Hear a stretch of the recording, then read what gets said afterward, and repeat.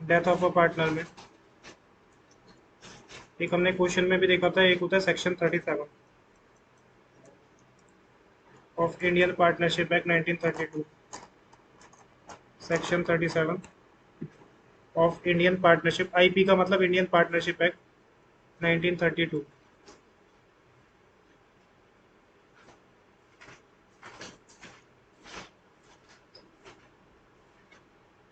अब देखो इसमें क्या होता है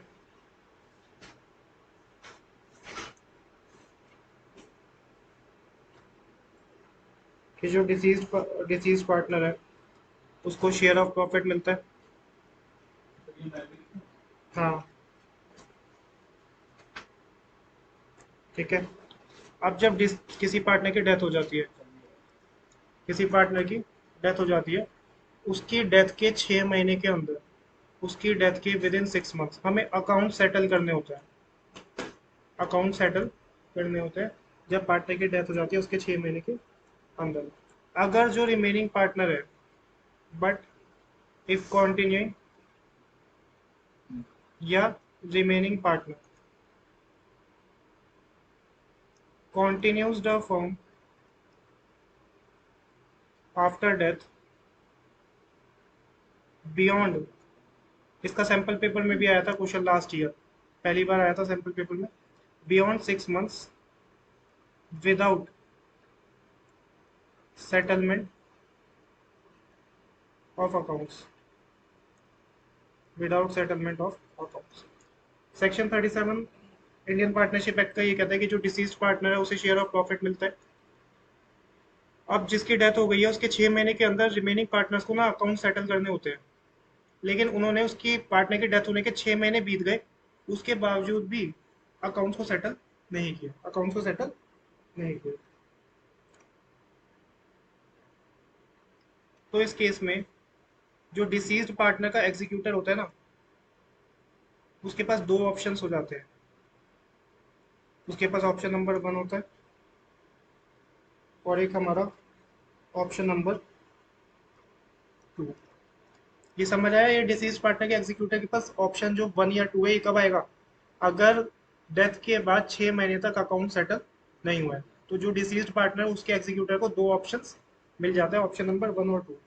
ऑप्शन नंबर 1 ये होता है कि वो इंटरेस्ट ले ले 6% पर एनम का ऑन द बैलेंस अमाउंट, मतलब वो रिसीव करेगा जो उसकी डिसीज पार्टनर की कैपिटल है, मल्टीप्लाई बाय 6% पर एनम, मतलब 6/100, मल्टीप्लाई बाय जिस दिन उसकी डेथ हो रही है, जिस दिन उसकी डेथ हो रही है तब तक का प्रॉफिट वो लेगा। इसे मैं मल्टीप्लाई बाय टाइम बेसिस कर देता हूँ। टाइम बेसिस समझ गया ना, 1 अप्रैल से till the date of death. तो पहला ऑप्शन ये है कि वो 6% पर एनम का क्या ले ले, इंटरेस्ट ले ले अपनी कैपिटल पे या आउटस्टैंडिंग बैलेंस पे। ये कैपिटल का मतलब है outstanding balance of disease part. अगर डेथ के बाद 6 महीने तक अकाउंट सेटल नहीं हुआ है तो क्या होगा? पहला ऑप्शन कि जो उसकी कैपिटल है ना, मतलब जो उसका आउटस्टैंडिंग बैलेंस है, उस पे 6% का इंटरेस्ट ले ले 1 अप्रैल से लेकर, या 1 जनवरी को अगर कैलेंडर ईयर है तो 1 जनवरी से जिस दिन उसकी डेथ हुई है तब तक। एक दूसरा ऑप्शन देते हैं। दूसरे ऑप्शन में क्या है? Profit till date of death, profit till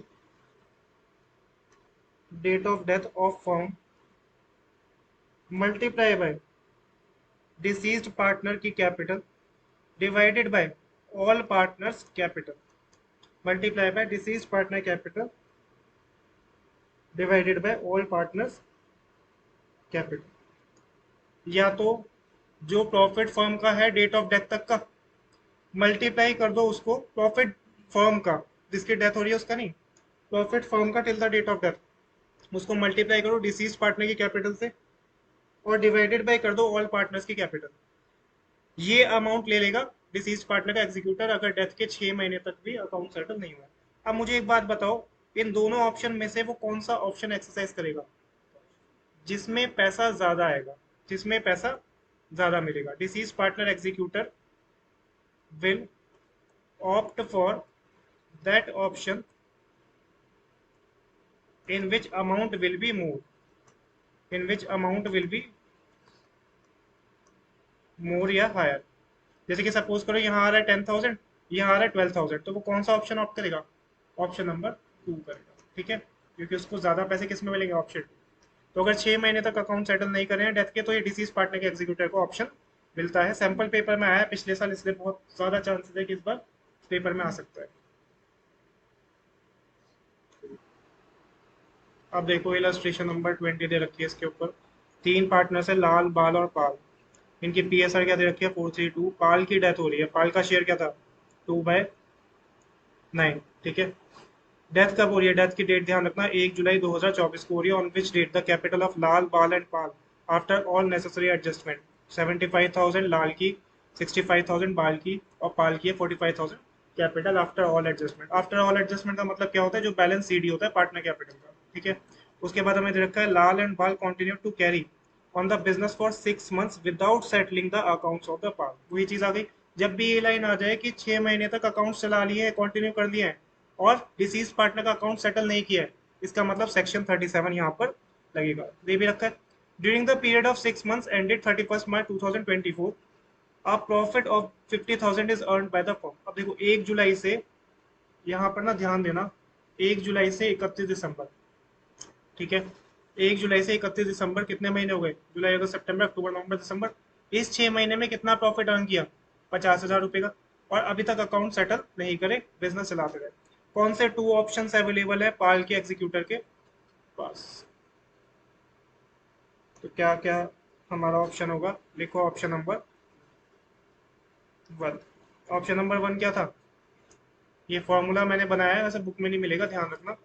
तो फॉर्मूला लिखो ना लिखो पेपर में, बट याद रखना, ठीक है।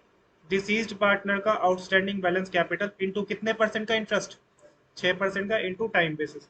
तो डिसीज्ड पार्टनर का कितना है कैपिटल? 45,000, इनटू कितने परसेंट? 6% इंटरेस्ट, मल्टीप्लाई बाय कितने महीने? 6 महीने, ठीक है। लिखा था ना, टाइम बेसिस लगेगा, तो कितने महीने का? 6 महीने का। 6 महीने ध्यान रखना, कौन से वाले? ये 6 महीने, 1 जुलाई से 31 दिसंबर। भाई 1 जुलाई को उसको पैसे दे देने चाहिए थे, नहीं दिए, तो 6 महीने तक बिजनेस कंटिन्यू किया, तो उसका भी तो होगा। मतलब होना क्या चाहिए था, जिस दिन उसकी डेथ हुई, 1 जुलाई को फर्म बंद करो, नई फर्म कॉन्स्टिट्यूट करो, जिसमें लाल और बाल पार्टनर्स होते हैं। पाल तो गया, लेकिन इन्होंने क्या किया, उसके बाद भी चलता रहा, मतलब पाल का नाम तो चलता रहा होगा, क्योंकि अकाउंट सेटल नहीं करे, तो पाल को भी इस 6 महीने का प्रॉफिट मिलेगा। तो ये 6 महीने ध्यान रखना, लिख लो, चाहे 1 जुलाई से लेकर 31 दिसंबर। तो कितना आ रहा है ऑप्शन में? 1350। ये हो गया हमारा ऑप्शन नंबर 1।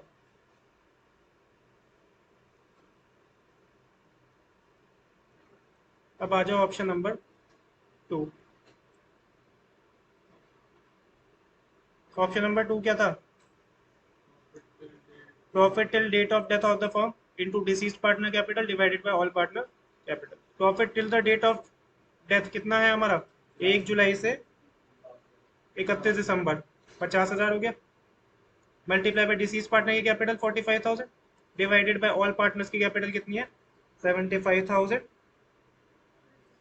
Plus 65,000 plus 45,000। तो आंसर कितना आएगा? देखना, 12,162 आ रहा होगा। ये तो बहुत गैप आ गया। दोनों में से हायर कौन सा है? सेकंड वाला ऑप्शन। तो कौन सा ऑप्ट करेगा? ऑप्शन नंबर, तो Pal's executor will opt for option number 2। मजे आ गए उसके तो। 6 महीने तक मत करो सेटल, जो गया हो तो गया, उसका रिश्तेदार तो ले गया। Pal's executor will opt for option number 2 as the amount payable is higher than in option number 1। बहुत इंपॉर्टेंट है